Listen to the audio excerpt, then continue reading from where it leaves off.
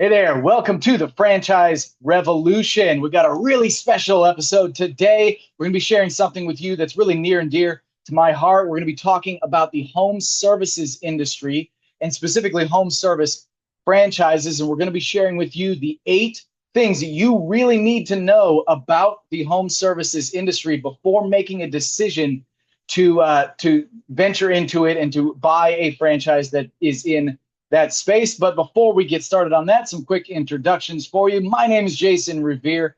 I'm the founder and owner of Revolution Franchise. And what we do is we help people, everyday people, get into franchise ownership by finding the right franchise fit for them, providing a lot of education along the way. Most of our clients are first time business owners, so we help coach them every step along the way. If you want to learn more about what we offer, you can visit our website, revfran.com. We'll drop a link to the website in this video as well. But enough stalling here. We're going to be talking again about the home services industry. And if you've been following franchising at all, if you've been researching franchising at all, you've likely run into a lot of information out there about home services. And there's so many. There are probably thousands of them, to be truthful with you, home service type franchises that you can choose from. Some are great, some are garbage, some are in between. And we're going to share with you again today the 8 things that you've got to know about it. And we're going to be sharing some first person info about that. As a lot of you might know, I was involved with the launch of a home service franchise about 8 years ago. We were green. We didn't really know anything about franchising except for what we read in books and through different seminars and whatnot that we went to. We launched this franchise, and it did okay. We had about 32 locations when I made my exit in 2021, but they were performing well. A lot of them were very profitable, and so I know a lot about this industry, and I really deeply believe that it's great for certain people. It's not for everybody. And again, these 8 things that we're going to share today are going to help you to see if it makes sense at all for you to pursue this. And so before you make that decision to buy a home service franchise, you're going to want to make sure that you understand all of these things. So I said there's going to be 8. We're going to start with number 1. So the very first thing you need to know about the the home service industry as it pertains to franchise ownership is the demand is enormous. That's right. The demand is huge. That's why so many people are getting into the home services space, because the demand is huge. If you think about it, look around, just drive around. Look at all the houses that were built in the 80s, the 90s, and the early 2000s. All of them are going to be needing major repairs really soon, if not already need them. And so with that number of households that are coming into that age where things just begin to start to break, right? A roof, right? That was our franchise was in the roofing space. Roofs only last between 15 and 20 years on average. And so some of these might even be on their second roof. And so the demand is enormous for that. You think HVAC systems, right? That's a huge one. Flooring. There's a lot of great franchises in the flooring space. I mean, it's a $477 billion industry. $477 billion. If you're taking notes, write that down.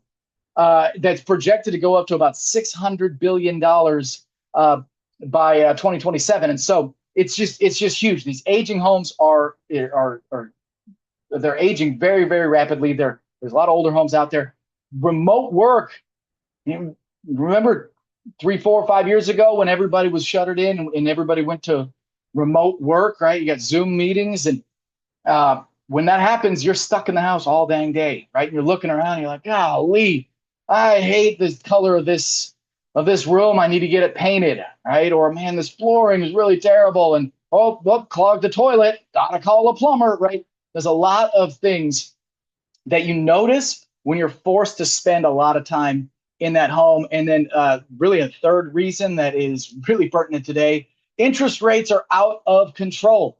Nobody can afford to buy a house these days, and so if you got a good interest rate, you're likely going to stay in that house. And you're likely going to invest the money that you may have spent on a down payment on another house to make improvements to your current house. Things like siding. There's some great siding franchises out there. New gutters, for the house, right? You want to take more water away, protect that foundation. Foundation repair. That's another one. Again, plumbing, HVAC, roofing. There's all kinds of different franchises that you can get into. Garage doors, garage floors, whole garage organizers. You got closet type franchises, kitchen and bathroom remodeling franchises, all different types of businesses that you can own that is going to serve that kind of a population. And with a $600 billion a year industry coming right around the corner, it's like a gold mine, right? Sort of. We're going to get into that here in a bit. But again, to understand that, just the demand is huge. So if you're writing that down, if you're taking notes, write the demand is huge. We've got another one here. Reason number 2 that home service franchises are something you may want to consider to explore. They are recession resistant. I hate saying that word because it's a stupid buzzword, but it is true. A recession, if we are in a recession, and who the hell knows? It seems like we're always in a recession. Doesn't matter one way or the other. No matter what, if your HVAC breaks, you're going to have to pay somebody to come out and fix it. If your roof has got a big old hole in it, you're going to be calling somebody to come out and fix it. It's an important thing. If you've got water problems, right? Water treatment type franchises. We just went through this at our place. Here, we had to spend about $1,200 getting our water system refurbished a bit because we live in Florida and we're on a well water. Got some stinky water, smells like a rotten egg. I'll say rotten egg instead of the F word that I was going to say. But it smells, when your water smells terrible, you got to call somebody to do it. And so no matter what, even if you don't have the money, you're still going to have to call and get that fixed because you need these services. They're important and they are absolutely recession resistant. I'm not going to say you can't be recession proof because if it's the Great Depression and people are standing in line to get their government cheese, it might not be as important to get that HVAC fixed. Maybe you'll just swelter in the heat. So, but for the most part, people are going to spend money on their homes regardless of the economics that are there. That is, of course, if it's a need. So understand this: there's need-based businesses, and then there's want businesses. My favorite is to own a business that has both, that serves both a need and a want, right? That was our roofing company. We had the need, obviously, because it was roofs. If your roof gets damaged, you have to get it replaced. But we also had the want. We had some really cool steel shingles that we would offer. We had some proprietary technologies that we would roll out seamless steel shingles right on site and install it on their house. That could be a real want, right? Talk about curb appeal, talk about making your neighbors jealous.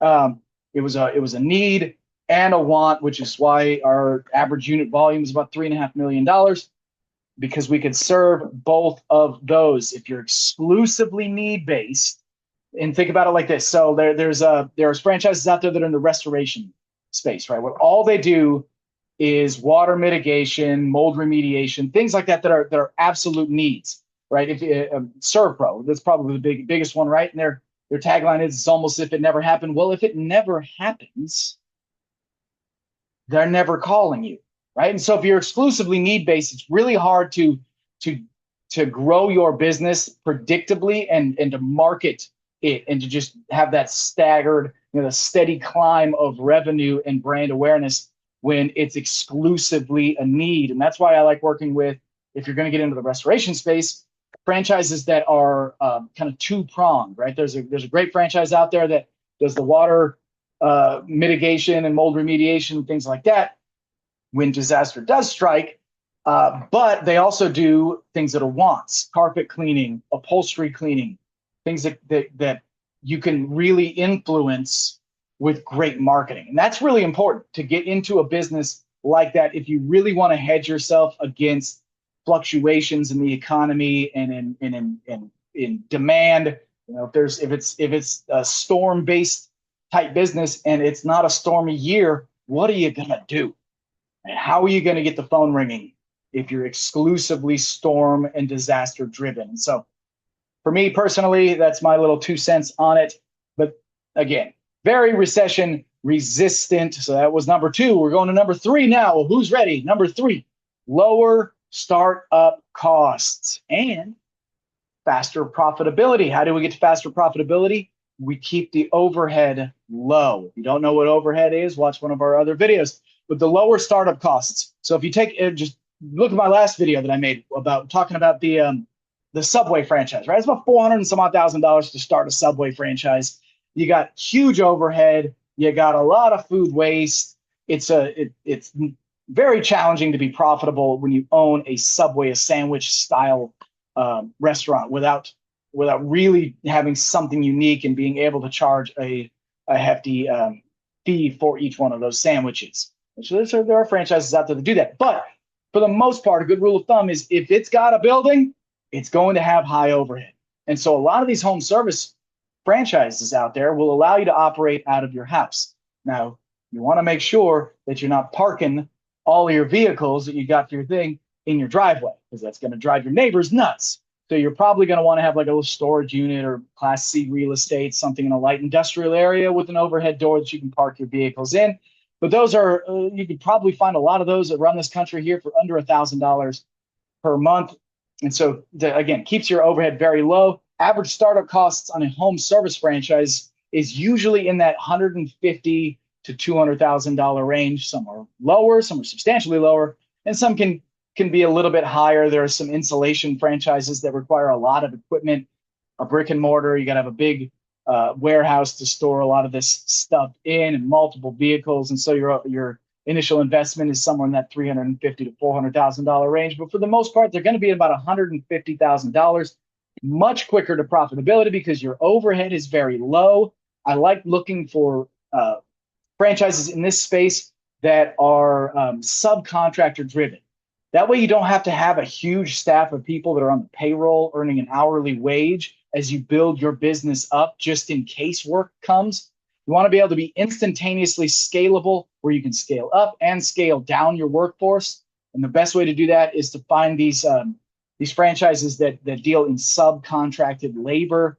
Again, roofing is a really popular one to do this in. Painting is another one. Flooring is another one. Any of these real simple disciplines, it's really easy to scale up and scale down your workforce by using subcontractor labor. I could make a joke about ICE, but I'm not gonna here. So if you catch my drift, you'll understand. But that really helps to keep that overhead low, where a majority of your labor is tied directly to the cost of goods sold on each one of your jobs. It's a really neat way to keep your profits high and have your profits be very predictable.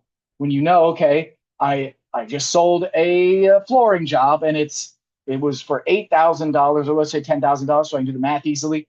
40% of my labor of my cost of goods sold is the labor portion of that goes right to the subcontractor. So I know I've got $6,000 left over after paying for the labor to do the install. Maybe I've got commission associated with that when I've got a straight commission salesperson on there. Maybe they earn 10%. So that's another $1,000 that comes off of that. That leaves me with $5,000 to cover my overhead.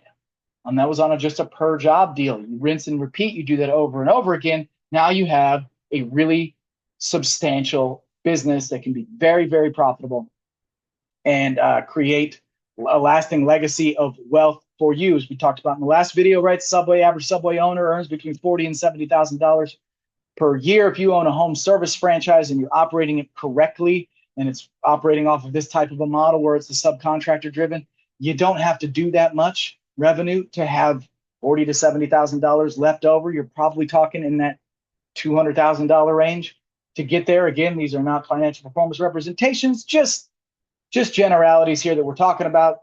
But you can do substantially less revenue, have substantially higher profits, and a much more attractive lifestyle business that allows you to work when you want to, do the things you want to do with your family. Which, again, another one of those reasons why the home service franchises are things that you might want to take a look at. Home-based, low overhead, etc. We're off to I think we're on number 4 now. A lot of these have proven systems and great support. Okay, when you're getting into home services, you don't necessarily they don't want to recruit people that are in the discipline, right? That like, for example, we didn't want roofers buying our roofing franchise. That's not who we were marketing to. We wanted people that were great leaders, that were good at following a playbook, that understood marketing and the importance of marketing, that understood sales and the important role that sales play in an organization. We didn't want people who knew how to drive nails into shingles.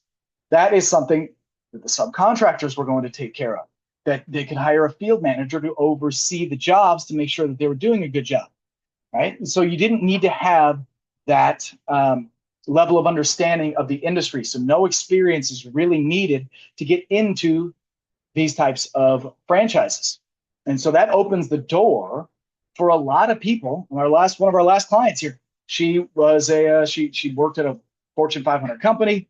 She was highly respected in that field and came to us. She lives in California, never even considered owning a home service type brand. It wasn't even on her radar. She came to us. She said she wanted to own a bookstore and a like an indoor golfing range kind of a thing, golf simulator type business, which is great. Those things are amazing, by the way. Absolutely love them. But she also said she really wanted to kind of quit her job, and it's really challenging to make up for a $200,000 a year salary owning a high overhead, high investment type business. And so we looked at multiple different types of franchises, found a great one. It was in the guttering space. It was open. It was available in her area. She bought 3 territories, and she's off to the races. She should be quitting her job here any day now, which is pretty neat, right? And so she had absolutely no experience, wasn't on her radar whatsoever, and she is going to absolutely kill it. Why? Because she's a great leader. She understands marketing, and she understands the relationship that marketing and sales have together, and she's really great at following a playbook. Those are the ingredients. That's what you need. And so no experience needed because of proven systems and support with your franchise that in the home services space. And that is, I think it was number 4. So we're going on to number 5 now. Technology. Technology is making these things easier than ever. I hate to keep harping on the roofing thing, but I'm going to keep doing it anyway because that's what I know best. So in roofing, right, used to be 10, 15, 20 years ago, if you wanted to measure a roof, you had to get a tape measure and a ladder, right? That's how you did it. Tape measure, ladder. You get up there, you write it all down, you draw it on your notepad, and you find the dimensions, and that's how you figure it out. Then you'd have to go and figure out the price per square, which is 100 square feet of roofing material. Maybe they have extra layers, blah, blah, blah, blah, blah. Really cumbersome process that did require a lot of expertise. These days, technology, man, there's technology that a lot of these franchises are using where you just walk outside with your phone, you take a picture of the house, and it'll draw up everything you need to know. You just got to get every angle of the house, and within minutes, you got yourself a full what they call them takeoff reports, a full takeoff report that has everything on there: the pitch, the amount of shingles that you're going to need to order. And if your franchise is doing a good job on the front end, your cost is on there along with what their recommended pricing strategy is. It makes it easy. You can, within minutes, do this. Hell, if you're really with a good franchise system, you just run a bunch of ads. People get online, they take their own pictures, it tells them exactly what the price is, and they can click buy online. It's getting a lot easier with technology. There's a lot of other really cool stuff too that goes along with that. But not every franchise is created equal because not all of them are using this. You know, a lot of these franchises you see that are 20, 30, 40 years old, you really want to make sure, because they're just like these old houses. Right? You want to make sure that they're staying up with the times, because these big ships, they're hard to turn around. That's why I like a lot of these emerging brands that are coming out that have maybe 10, 15, 20 locations, but they were maybe founded a year and a half, 2 years ago. So they're using modern technology, modern business practices, and their tech stack is impeccable. And so those types of franchises are almost always going to be better to invest in than some of these really old legacy ones, unless, of course, they're staying up with the times. Check with us, because we're going to be able to tell, and we're going to give you a cheat sheet and teach you exactly how to figure out what kind of technology they're using, what questions you need to ask, and then a way to look at the back ends of their websites and whatnot to make sure that they're SEO, they're structured properly for SEO, and all of those little things that you need to know to be able to make a decision about whether or not it's good. But there are a lot of franchises out there that are using technology to the utmost, and they're doing a really great job at it. And as long as they are, it makes your life a heck of a lot easier as the owner to keep the ball moving forward in your business. All right, up next, recurring revenue.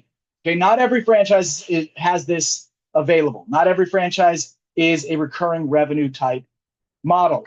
Example, our roofing franchise. Our roofing franchise was a one and done. Wham, bam, thank you, ma'am. On to the next one. It was Groundhog's Day every single day. You'd wake up and you were no further ahead than you were. You're starting at zero. Very frustrating, but it was also very cool because it can be very lucrative because the demand is high, right? But if you're interested in those recurring revenue models, the home services industry has a lot of different franchises that have that, and really, honestly, something you wouldn't even think about. There's a franchise out there called Waterloo Turf. Waterloo Turf sounds like it'd be a wham, bam, thank you, ma'am type business, right? You're installing turf. How you don't need to mow it, right? And so once it's installed, it should be there forever, and you're not going to have any more involvement with that customer. But this is a question I asked them: how do you guys? What's your economic engine? How do you continue to grow above and beyond just the installs over and over again, the Groundhog Day style thing? They said, listen, we are the only one that offers, in really every market that we're in, that offers ongoing maintenance, because just like anything, it requires maintenance. Doesn't necessarily require mowing, but it does require maintenance. Things that you're going to go out there and clean it. You got a big carpet cleaner type thing. Come out there, you clean it, you refresh it. Dog is peeing on it. You got birds pooping on it. You got all kinds of stuff. It's outside most of the time, right? Unless you're installing turf like the Arizona Cardinals, you're able to suck it in and out of your stadium. You're probably going to have some things that happen that require some sort of maintenance. Maybe leaves falling on it, they're getting kind of embedded in there, whatever, right? And so these recurring revenue models are great. Heck, we haven't even talked about this, but like cleaning franchises, that'd be a home service. Like cleaning franchises, that's like you got them on a monthly retainer, man. It's month over month over month. A lot of really great ways to build recurring revenue stream in this. Things like window cleaning, right? Windows get dirty. You can probably see behind me, this is probably pretty dirty out here. I should call a window cleaning franchise to do it. And that is a recurring revenue thing. Hell, I just skipped over lawn care when I was on my diatribe about the turf company. Lawn care. Grass is never going to stop growing. So every single week, every single month, once every other week, whatever the cadence is, you got yourself a recurring revenue model. Mosquito control, pest control, things like that is a recurring revenue type model where you're starting small and you're growing incrementally larger. Those businesses are also wonderful because of the resale value. Investors want to see, if they're going to buy an existing business, they want to see an existing portfolio of customers to be able to do projections going forward, and they're going to pay you a much larger multiple if they've got recurring revenue contracts in place. So that is, I've lost all track of what number we're on. So if you're keeping track, please let me know in the comments what numbers these are. Anyway, fragmented industry. That's another one here. So fragmented industry, man. Chuck in a truck. That's what the industry calls these types of businesses. If you're in the roofing, if you're getting into roofing, if you're getting into window installation, if you're getting into handyman service, flooring, whatever, most of these are going to be very solopreneur. Hell, even cabinetry, like custom cabinetry installed, remodeling your bathroom or your kitchen or whatever. A lot of these businesses are just one-man shows, right? They come in there. I was in a thing where it was like a music deal. This guy was playing drums in the band. Tells me, listen, I own a company. We do custom cabinetry installs. So that's so cool, man. That's great. He's like, oh man, I can't wait to get out of this thing. It's just me and a helper, and I'm just breaking my back. And it's just really hard to grow this business. Like, well, yeah, no kidding. It's hard to grow this business. You didn't put the time and effort into the systems, the processes to give you that freedom to be able to just hire people, get them trained up well, and to grow that business. So again, fragmented industry, man. A lot of these companies, they have no idea how to advertise. They don't know what marketing technology is, right? Martech, they think, is a guy that works at the local bar, right? It's Martech. Anyway, terrible joke. But you're competing against people who don't even know it's a competition. And so if you can come in there with the horsepower and firepower behind you of a great franchise system that understands how to market, understands the technology, that understands how to influence consumer behavior, you are starting with an absolute head start. And it becomes an unfair advantage in the marketplace to steal market share. Because that's the name of the game in the home services space, is all about market share. It's not like restaurants where everybody eats 3 times a day, right? This is hey, this is a big decision. We got it. We need to get a new roof or windows, or whatever. It's a big decision. So stealing that market share is really paramount into having success in this type of a business. So that is that right there. No more chuck in a truck. It's going to be you in a business. So flexible ownership models, whatever number we're on here, flexible ownership models. A lot of these franchises that are in the home services space, like if you can't afford to quit your job, but you still want to own a business, and especially one that can be very highly profitable to eventually allow you to leave your job, no matter how much money you're making at your job, you want to look at ones that allow for semi-absentee ownership. It doesn't mean you're not doing anything, right? It's not like, hey, it's not a vending machine where you just open up or an ATM machine, open up and you can just go withdraw money out of it. That's not how it works, right? It still requires a lot of energy, a lot of effort, and a lot of intention, but it doesn't mean that you're there day to day, overseeing the day-to-day operations. And that's what semi-absentee means. The most important thing, though, to consider when you're thinking about getting into semi-absentee ownership of any type of franchise is how flexible is your job? Because there's going to be times when there are fires that need to be put out. And the buck stops with you. You're the owner. So sometimes you're going to have to go. Maybe you got an angry customer. Maybe you got an employee who called off sick and you've got to go to work on finding a replacement to do the thing. Maybe you have to call a temp agency to make that happen. You can't be in a 9-to-5 job all day where you're sitting in a cubicle somewhere and somebody's babysitting. That's not going to work for business ownership. So if you have a flexible job that allows you the time to be able to leave, maybe you work from home, you can leave for a couple hours at a time periodically. That is really an important component to having success as a semi-absentee owner. So keep that in mind. Semi-absentee ownership is not for everybody. This is not just you throw a bunch of money at it and it works. It does still require a lot of effort from you, just not involved in the day-to-day. That is the end of our 8 lists, or our list of 8 things you need to know about the space here. So now it's time for just some real talk. Okay, who is good for this? Talked about before, somebody who's good at leading teams. All that stuff is super important. Leading teams is critical to this. But you got to be dynamic. You cannot be a stick in the mud. We had a franchise owner that was an absolute stick in the mud. He was talking about like that. Oh, it's just every day is worse than the last. Right, that kind of a guy. You're not going to be a good owner probably of anything, but you're definitely not going to be a good owner of a high-octane sales and marketing style home service franchise. So you got to have a really dynamic personality. You cannot be a wallflower. You got to like people. You got to like interviewing people to come onto your team, leading people once they are on your team, meeting with customers, right? Shaking babies and kissing hands, right? You want to be like that kind of a person if you're going to have success in this. And you've got to be really, really driven, not only financially, but growth, exponential growth. Because if you can do that and you're always looking and taking steps forward, because it's very easy if you stop moving forward in the home services space to start to fall behind, your market share begins to erode, and before you know it, it's too late. So that's the kind of people that do really, really well in these types of businesses. That's enough for me on the home services space.